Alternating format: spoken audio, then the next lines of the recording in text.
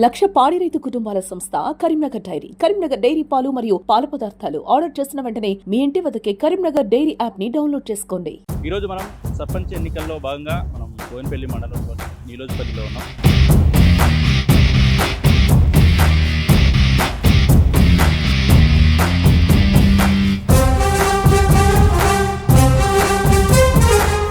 తన జీవితాన్ని దారబోసాడు. ఎన్నో కొట్లాటలు, అదేవిధంగా కోర్టు కేసులు ఇలాంటి ఎన్నో జరిగినాయి. ముంపు గ్రామాల ప్రజలకు తను అండగా నిలబడి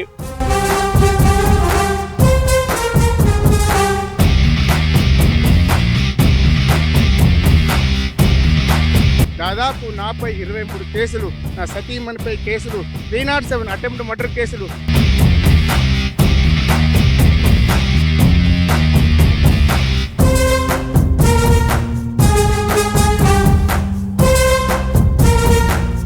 ఈ నీలోజ్పల్లితో పాటు 13 గ్రామాలకు యువతకు ఉపాధి చూపించడమే నా లక్ష్యం.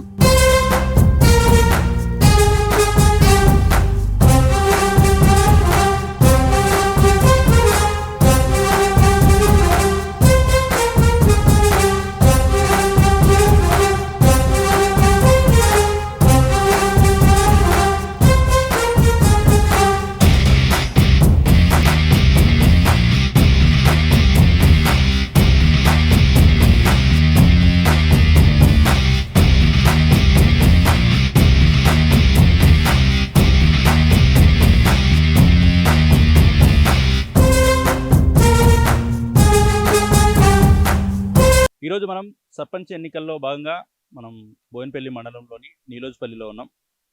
ఇక్కడ రాజకీయ పరంగా ఒక గొప్ప వ్యక్తితో మనం ఇప్పుడు మాట్లాడబోతున్నాం. ఏంటంటే ముంపు గ్రామాల ప్రజల కోసం తన జీవితాన్ని దారబోసాడు. ఎన్నో కొట్లాటలు, అదేవిధంగా కోర్టు కేసులు ఇట్లాంటి ఎన్నో జరిగినాయి. ముంపు గ్రామాల ప్రజలకు తను అండగా నిలబడి ఏ ప్రభుత్వం ఉన్నా తను మాత్రం ప్రత్యర్థిగానే ఉంటూ ఏ ఏ పరిస్థితిలో అయినా, ఎలాంటి గడ్డు పరిస్థితుల్లో అయినా ఈ నీలోజ్పల్లి కోసం కొట్లాడిన వ్యక్తి.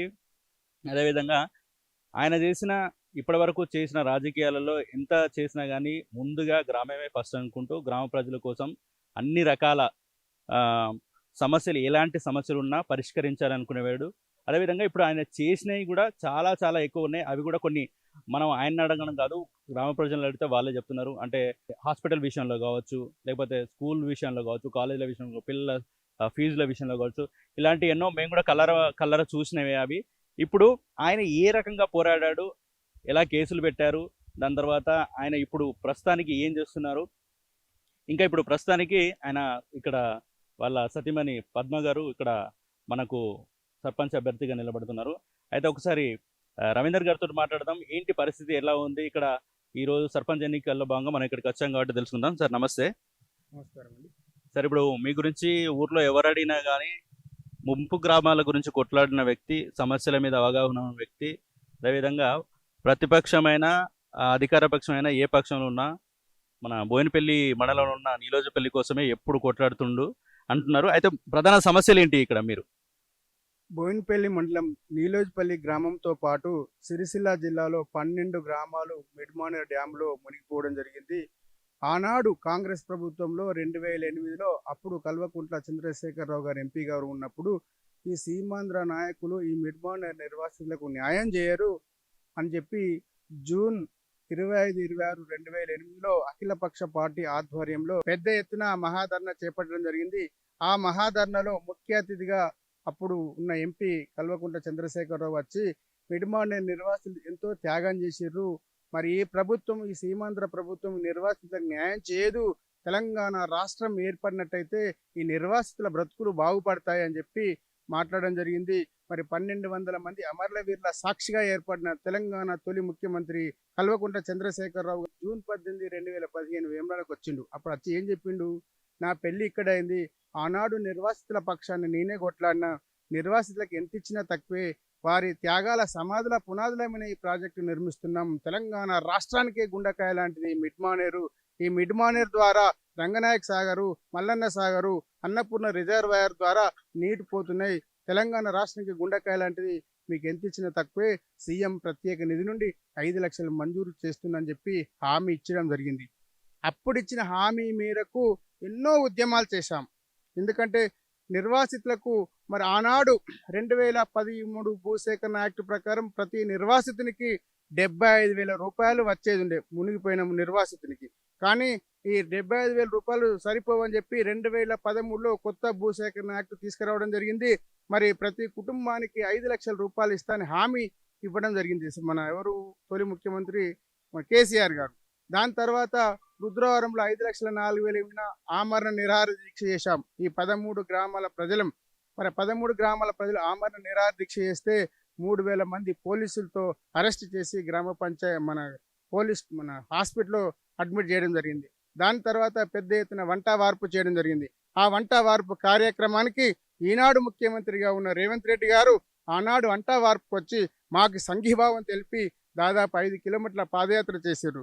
ఆనాడు హామీ ఇచ్చారు, మిడ్మానేర్ నిర్వాసితులకు కాంగ్రెస్ ప్రభుత్వం అధికారంలోకి వస్తే 5 లక్షల రూపాయలు ఇస్తా అని చెప్పి హామీ ఇవ్వడం జరిగింది.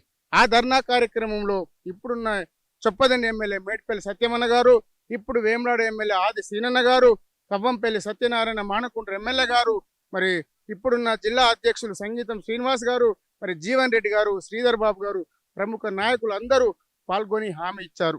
దాని తర్వాత నంది కమాన్ ముట్టడి పెట్టాం. మొన్నటి ఎలక్షన్లో మరి రేవంత్ రెడ్డి గారు కూడా వేములకి వచ్చి మిడ్మానేర్ నిర్వాసులకు 5 లక్షల రూపాయలు ఇస్తా అని చెప్పి హామీ ఇవ్వడం జరిగింది. మరి ఈ టీఆర్ఎస్ ప్రభుత్వంలో ఎన్నో ఉద్యమాలు చేస్తే ఆ ఉద్యమాలను అణిచివేసి నిర్వాసితుల సమస్యలు పరిష్కరించకపోగా దాదాపు నాపై 23 కేసులు, నా సతీమణిపై కేసులు, 307 అటెంప్ట్ మర్డర్ కేసులు, నా కుమారునిపై, నా అన్నదమ్ములపై, అనుచరులపై కేసులు పెట్టి జైలుకు పంపారే తప్ప ఏ ఒక్క నిర్వాసితుడికి న్యాయం చేయలేదు 10 ఏళ్ళు ఉన్న టీఆర్ఎస్ ప్రభుత్వం. మరి కాంగ్రెస్ ప్రభుత్వం వచ్చి 24 మాసాలు అవుతుంది. మరి పొన్నం ప్రభాకరణ మంత్రి గారు ఉన్నారు, మరి ఎమ్మెల్యే మేడ్పల్లి సత్యం చెప్పదని ఎమ్మెల్యేగా ఉన్నారు, మరి వేములాడ ఎమ్మెల్యే ఆది శ్రీనివాస్ గారు ఉన్నారు, కవ్వంపల్లి సత్యనారాయణ మానకుంట్ర ఎమ్మెల్యే గారు ఉన్నారు, జిల్లా అధ్యక్షులు సంగీతం శ్రీనివాస్ గారి నేతృత్వంలో ప్రతి నిర్వాసితునికి 5 లక్షల రూపాయలు ఇవ్వడమే మా ధ్యేయం. ఒకవేళ ఆనాడు 10 ఏళ్ళు టీఆర్ఎస్ ప్రభుత్వం ఎట్లా కొట్లాడినామో ఈ కాంగ్రెస్ ప్రభుత్వం అందరికీ తెలుసు. ఆ ఉద్యమంలో మేడిపల్లి సత్యమన్న పాల్గొన్నాడు, ఆది సీనన్న పాల్గొన్నాడు, కవ్వంపల్లి సత్యనారాయణ పాల్గొన్నాడు, ఇప్పుడున్న మంత్రి పొన్నం ప్రభాకరణ పాల్గొన్నాడు, శ్రీధర్ బాబు పాల్గొన్నాడు, జీవన్ రెడ్డి పాల్గొన్నాడు. అందరూ ఆనాడు ఉద్యమంలో పాల్గొన్నారు. ఈనాడు ప్రభుత్వంలో ఇస్తారనే విశ్వాసం ఉన్నది. అలాగే గత ప్రభుత్వంలో 18 సంవత్సరాలు నిన్న అమ్మాయిలకు ప్యాకేజ్ ఇవ్వలేదు, కేవలం అబ్బాయిలకు ఇచ్చి చేతులు దులుపుకున్నారు. మరి అమ్మాయిలు మేమేం పాపం చేసినాం? మరి మహిళలకు 50% రిజర్వేషన్ ఉన్న ప్రభుత్వాలు మరి మహిళలకు ఎందుకు ప్యాకేజ్ రావద్దని చెప్పి ఎంతమందిని అడిగినా అధికారులు కూడా అసలు పట్టించుకోలేదు. కలెక్టర్ కానీ, ఆర్డీఓ కానీ, ఎంఆర్ఓ కానీ మరి ఎవ్వరు పట్టించుకోకపోతే 2018లో 44944/2018 WP రిట్ పిటిషన్ వేసి మరి యువకులు ఎట్లా సమాన హక్కులు ఉన్నాయో మహిళలకు కూడా, యువతులకు కూడా సమాన హక్కులు ఉంటాయని హైకోర్టు మొట్టికాయలు వేస్తే అప్పుడు టీఆర్ఎస్ ప్రభుత్వం యువతులకు కూడా 2 లక్షల రూపాయలు ఇవ్వడం జరిగింది. మరి ప్రభుత్వం 10 ఏళ్ళు వాళ్ళే ఉన్నారు, ఇవ్వలే, కొట్లాడితేనే మరి 2 లక్షల రూపాయలు వచ్చినాయి. యువతకు ఉపాధి లేదు. టీఆర్ఎస్ ప్రభుత్వం యువతకు ఉపాధి చూపెట్టలే. ఇప్పుడు కాంగ్రెస్ ప్రభుత్వం వచ్చింది. ఖచ్చితంగా ఈ నీలోజిపల్లితో పాటు 13 గ్రామాలకు యువతకు ఉపాధి చూపించడమే నా లక్ష్యం. అలాగే మహిళలు, 13 గ్రామాల ప్రజలు ఉపాధి లేదు. గతంలో ఊర్లో ఉన్నప్పుడు పని చేసుకొని వ్యవసాయం చేసుకొని జీవనం పొందేవారు. ఇప్పుడు ఉపాధి లేక చాలా దూరం 20-30 కిలోమీటర్లు వేరే ప్రత్యక్షంగా చూసారు, ఆటోల్లో వెళ్తున్నారు. మహిళల కోసం ప్రత్యేక ఉపాధి అవకాశాలు కల్పిస్తాం. నీలోజిపల్లి గ్రామానికి 35 లక్షల రూపాయలతో చొప్పదండి శాసనసభ్యులు బల్క్ మిల్క్ సెంటర్ మన టెండర్ అయింది. దాదాపు ఎలక్షన్ కోడ్ తర్వాత అది ప్రారంభిస్తాం. దాదాపు 20 మంది నీలోజిపల్లి యువతులకు ఉపాధి అవకాశాలు లభిస్తాయి. అలాగే నీలోజిపల్లిలో మహిళా పెట్రోల్ బంకు మరి స్టార్ట్ చేయడం జరుగుతుంది. అది కూడా దాదాపు 15-20 మందికి ఉపాధి జరుగుతుంది. మహిళల కోసం ప్రత్యేకంగా మరి ఎమ్మెల్యే గారితో, మంత్రితో మాట్లాడి ఉపాధి అవకాశాలు కల్పిస్తాం. యువకులకు ఉపాధి అవకాశాలు కల్పిస్తాం. వృద్ధులకు కూడా చాలా మందికి ఇంకా అర్హులైన పెన్షన్ రాలేదు. ఆ ప్రభుత్వంలో ఒక్కరికి పెన్షన్ రాలేదు. ఇప్పుడు కాంగ్రెస్ ప్రభుత్వం అధికారంలోకి వచ్చింది, ఖచ్చితంగా పెన్షన్లు కూడా ఇస్తాం. టీఆర్ఎస్ ప్రభుత్వంలో ఇండ్లు రాలేదు. ఇప్పుడు కాంగ్రెస్ ప్రభుత్వం అధికారంలోకి వచ్చాక ఇందిరమ్మ ఇండ్లు ఇవ్వడం జరుగుతుంది. ప్రత్యేకంగా నిర్వాసితుల పక్షాన ఇంకా కట్టుకున్న వారికి 3 విడతల్లో 5 లక్షల రూపాయలు ఇస్తారు, ఇప్పిస్తా అని చెప్పి నేను హామీ ఇస్తున్నా. ఎందుకంటే ఆనాడు ప్రభుత్వంపై కొట్లాడినాం, కేసుల పాలైనాం. ఈ ప్రభుత్వం ప్రజాప్రభుత్వం, ప్రజల కోసం ఎన్నుకున్న ప్రభుత్వంలో ఖచ్చితంగా ఇస్తారనే విశ్వాసం ఉన్నది. ఒకవేళ కాంగ్రెస్ పార్టీ ఇవ్వనట్టయితే మళ్ళా తిరగబడి కొట్లాడి ఇప్పించే సత్తా దమ్ము నాలో ఉన్నది. 10 ఏళ్ళ అధికారం ఉన్నప్పుడు మీరు ఇవ్వలేదు, కనీసం పట్టించుకోలేదు, కేసుల పాలు చేసారు. ఇప్పుడు మీకు డౌట్ రావచ్చు, అరే మరి 24 నెలలు అవుతుంది ఇంతవరకు ఇవ్వలేదంటే ప్రభుత్వం 1,00,000 కోట్లు దోచుకొని దాచుకున్న కల్వకుంట్ల కుటుంబం ఖజానా జీరో ఉన్నది అక్కడ. అయినా రేవంత్ రెడ్డి గారు ఏమి భూములు అమ్మకుండా మరి రాష్ట్రాన్ని ఇంటికి వస్తున్నారు. నిర్వాసితుల సమస్యలు ప్రతి ఒక్కటి రేవంత్ రెడ్డి గారికి స్వయంగా తెలుసు. ఎవరికో కాదు, స్వయంగా నాతో కూడా మాట్లాడడం జరిగింది. చాలాసార్లు కలిశాను. 3 విడతల్లో ఖచ్చితంగా 5 లక్షల రూపాయల 5 లక్షల ప్యాకేజ్ వస్తుంది. పెండింగ్ సమస్యలు తీరుతాయి, పట్టారాని వాళ్ళకి పట్టాలు వస్తాయి, మహిళలకు ఉపాధి అవకాశాలు వస్తాయి, యువత కోసం ప్రత్యేక ఉపాధి అవకాశాలు కల్పిస్తాం. ఏ సమస్యలున్నా నిర్వాసితుల పక్షాన కొట్లాడమే నా ధ్యేయం. నీలోజ్పల్లి R&R కాలనీ నర్సింగాపూర్ రెవెన్యూ పరిధిలోని భూసేకరణ చేయడం జరిగింది.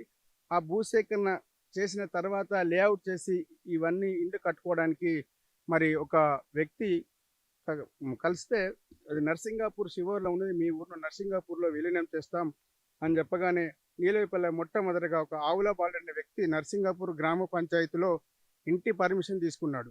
నా దగ్గరకు వచ్చి ఇల్లు కట్టుకుంటాను, ఇంటి పర్మిషన్ తీసుకున్నట్టు ఎక్కడ తీసుకున్నా అంటే నర్సింగాపూర్లో తీసుకుంటే అట్టెట్టున్నట్టే మరి నర్సింగాపూర్లో కలిపిరని చెప్పంటే ఆనాడు నాతోటున్న సభ్యులతోటి నేను 2013లో కొత్తగా సర్పంచ్ గెలిచిన అప్పుడు వీరబ్రహ్మయ్య కలెక్టర్ గారి దగ్గరికి పోతే అట్టెట్టుంటుంది మీ ఊరును నర్సింగాపూర్ శివార్ని కలుపుతున్నాం, నర్సింగాపూరే ఉంటుంది మీ ఊరు నీలోజపల్లి పేరు ఉండదంటే 100 సంవత్సరాల చరిత్ర కలిగిన నీలోజపల్లిను మీరెవరు సార్ మార్చడానికి 400, 300 ఉన్న తండాలను గ్రామ పంచాయతీలకు గుర్తిస్తున్నారు.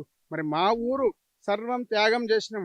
తెలంగాణ రాష్ట్రానికి గుండెకాయ లాంటిది మిడ్మానర్ నిర్వాసుల కోసం మేము సర్వం త్యాగం చేస్తే మా త్యాగాలకు విలువేరు అని చెప్పి అప్పుడే కలెక్టర్ గారిని హెచ్చరించి వచ్చి తెల్లారే అందరితో చర్చించి ఇదే కట్ట వద్ద ఆమరణ నిరాదీక్ష చేసిన.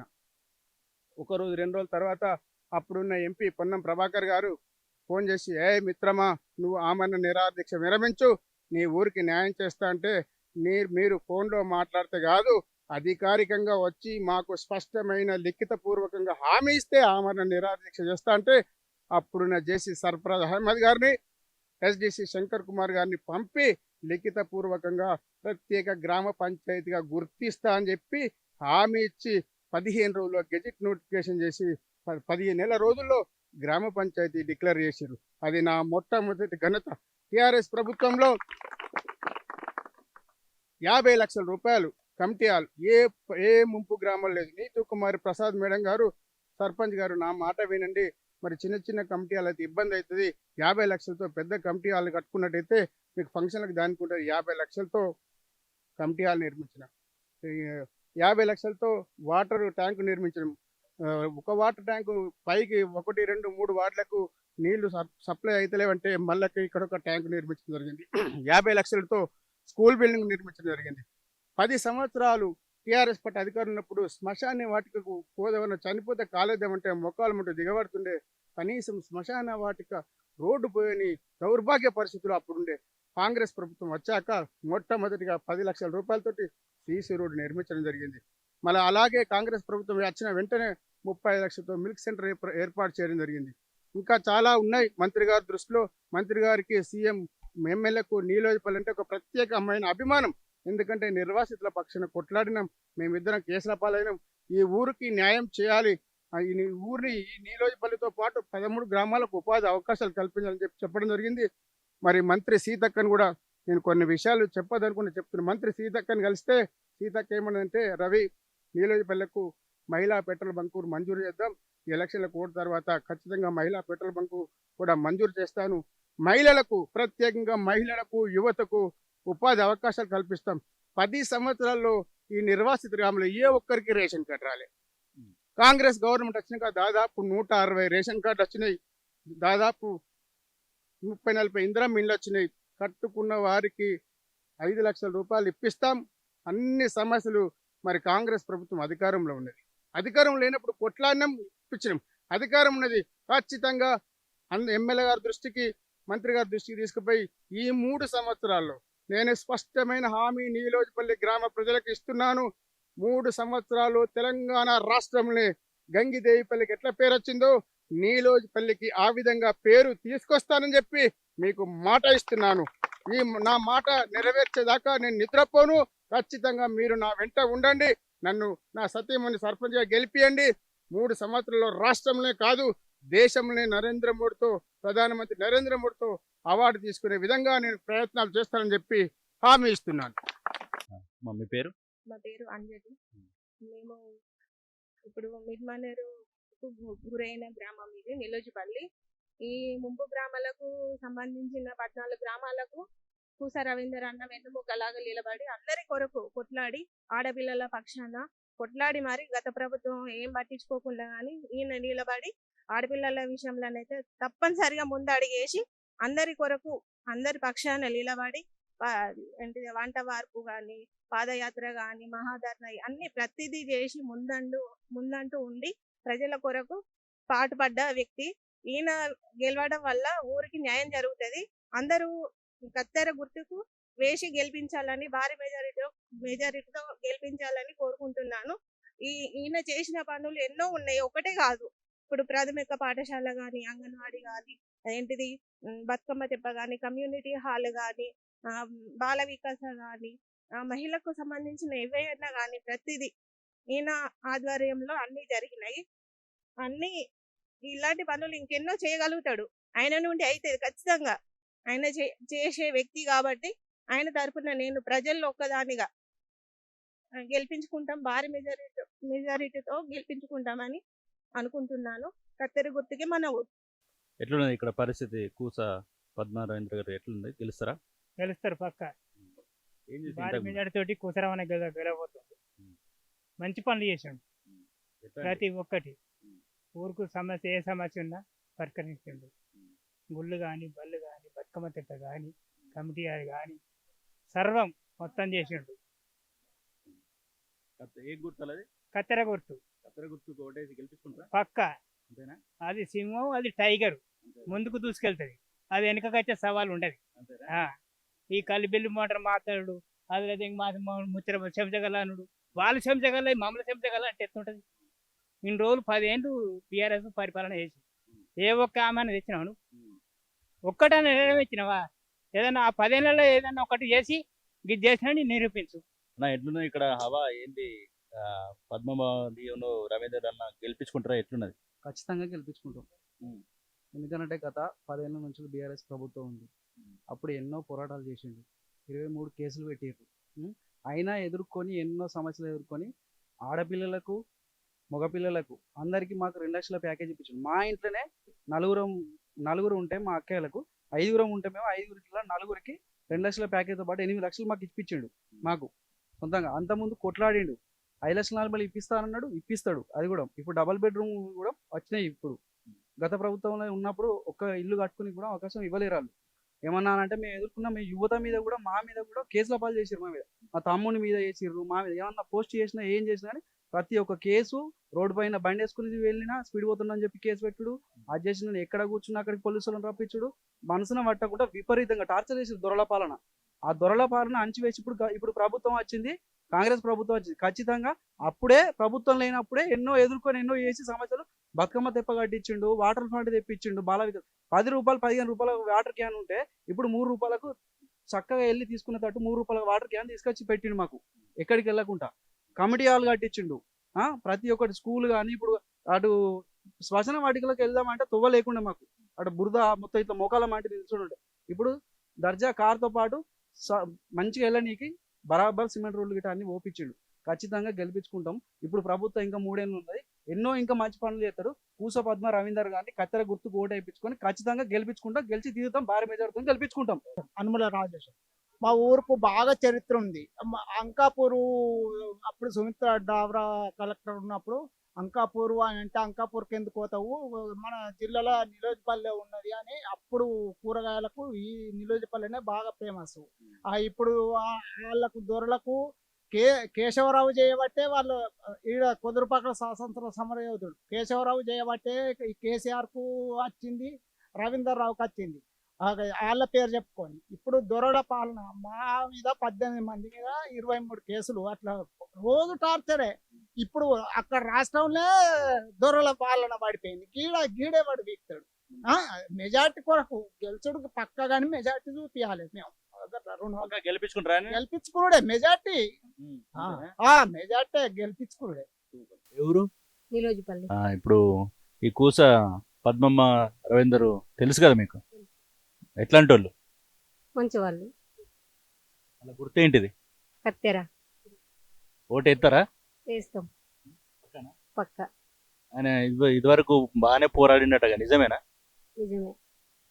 ఊర్లో ఎట్లుంటాడు? అందరితో కలిసిపోతాడా? కలిసిపోతాడు. మన ఆపదలు అయితే ఆదుకుంటారు. బాగుంటాడు. మంచి మనిషేనా? మంచి మనిషే. ఏదైనా కానీ అర్జెంట్ అత్తాడు. అప్పుడు అందరినీ ఏది చిన్న పని కానీ ఉన్నోళ్ళని లేనోళ్ళను అందరినీ చూసుకుంటాడు. కలుపుకొని పోతాడు. అయ్యో వాళ్ళు ఉన్నోళ్ళు వీళ్ళు లేనోళ్ళు అని కాదు, అందరినీ కలుపుకొని పోతాడు. మంచిగానే ఉంటాడు. కత్తెర గుర్తుకే ఎత్తాం. అంతే కదా, మర్చిపోరు కదా. మరి నిలేజ్పల్లె పేరేంటి? లక్ష్మి. వీళ్ళ ప్రభుత్వం లేనప్పుడైనా ఎప్పుడైనా మంచిగానే ఊళ్ళో చూసుకున్నాడు, అన్ని పనులు చేయించిండు. ఏ ఆపద వచ్చినా ముందుగా వస్తాడు.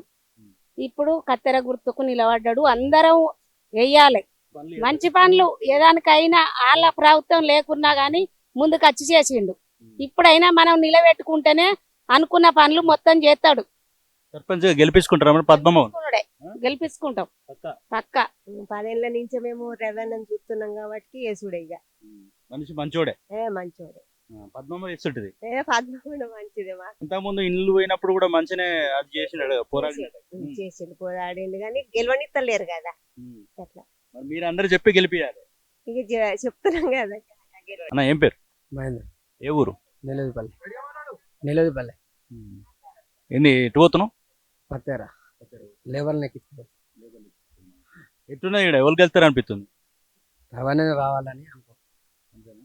ఎందుకే?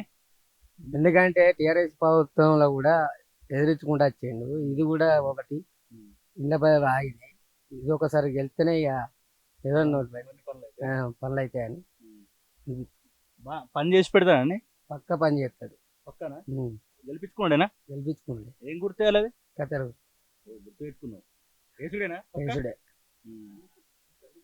మా తల్లికి కూడా ఉన్నోళ్ళకేమో అబ్బాయిలకు వాళ్ళకు బిడ్డలకు కొడుకులకు అందరికి వచ్చినాయి. మా అబ్బాయి ప్యాకేజ్ వచ్చినా కూడా వాళ్ళందరికి వచ్చినా మా అబ్బాయి పక్కెట్టారు. ఎందుకు అట్లా మరి? అంటే ఇక వాళ్ళు ఉన్నోళ్ళు ఉన్నోళ్ళది నడుస్తుంది, లేని వాళ్ళని పక్కెట్టారు. టీఆర్ఎస్ ప్రభుత్వం మొత్తం ఉన్నోళ్ళకేమో వాళ్ళ బిడ్డలకు లేని వాళ్ళకు కూడా తెచ్చుకొని వాళ్ళకి పట్టాలు వచ్చినాయి, ప్యాకేజీలు వచ్చినాయి. ఎందుకు మరి సపోర్ట్ చేసిరా ఏంది? ఎందుకు ఆపిరు అట్లా? అదే ఉన్నోళ్ళది నడుతుంది గట్లా. టీఆర్ఎస్ ప్రభుత్వం చేయబట్టి ఇప్పుడు అన్నని గెలిపించుకుంటే అత్తయ్య పట్టాలు అత్తయ్య అనుకుంటున్నావా? వస్తాయి, కంపల్సరీ వస్తాయి. తీసుకొస్తా నమ్మకం నమ్మకం ఉన్నది కాబట్టి గెలిపియాలి. Thank you. సో చూసారు కదా, ఇది రవీందర్ గారి అంతా. అంటే ఊర్లో గుళ్ళు, బళ్ళు, అదేవిధంగా శ్మశాన వాటికలు, ఇంకా గ్రామ అభివృద్ధికి ఎంత చేయాలో అంతకంటే ఎక్కువ చేసిన అంటున్నారు. అదేవిధంగా మరీ ముఖ్యంగా వీళ్ళు ఏం చెప్పేదంటే డైరెక్ట్ గెలిచిపోయారు, ఒక మెజారిటీ కోసం చూస్తున్నామని చెప్తున్నారు. నిజంగా ఆమరణ నిరాహార దీక్ష, దాని తర్వాత మహాధర్నాలు, ఇలాంటివి పాదయాత్రలు ఇవన్నీ చేపించి అప్పుడు ప్రతిపక్షంలో ఉన్నా, ఇప్పుడు అధికార పక్షంలో ఉన్నా, ఏ పక్షంలో ఉన్నా ప్రజల కోసం కొట్లాడు మాత్రం ఖాయమని చెప్తున్నాడు. ఆయన చేసిన ఘనత అంతా ఊరు వాళ్ళందరూ చెప్తూ ఉన్నారు. అంటే నిజంగా ఇది ఒక స్ఫూర్తిదాయకమైన రాజకీయ చరిత్ర అని చెప్పాలి. ఎందుకంటే జనాలతో ఉండి కొట్లాడినప్పుడే నాయకుడిగా ఎదుగుతారు. పదవులు అనేది వస్తుంటాయి, పోతూ ఉంటాయి. కానీ ఏ పదవుల్లో ఉన్నా కానీ జనాలకు మంచి చేయాలనే ఉద్దేశంతో ముందుకు వచ్చారు మన రవీందర్ గారు. అండ్ పద్మ గారు ఇప్పుడు సర్పంచ్గా నిలబడుతున్నారు. అభ్యర్థిగా ఖచ్చితంగా గెలిపిస్తామని గ్రామ ప్రజలందరూ చెప్పుకుంటున్నారు. కెమెరామెన్ సాయితో ఆయుష్ రామ్, నీలోజిపల్లి, కరీంనగర్.